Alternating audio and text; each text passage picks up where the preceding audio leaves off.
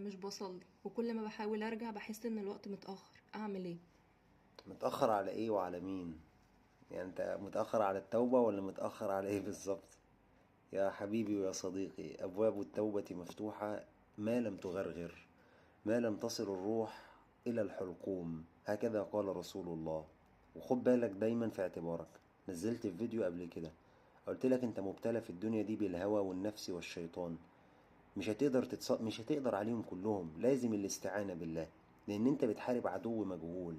وتذكر دايما ان اللي بيصلي وبيفعل المنكرات والفواحش اقرب الى الله من اللي ما بيصليش خالص. وحط دايما في اعتبارك ان الله عز وجل قال ان الصلاة تنهى عن الفحشاء والمنكر ولذكر الله اكبر.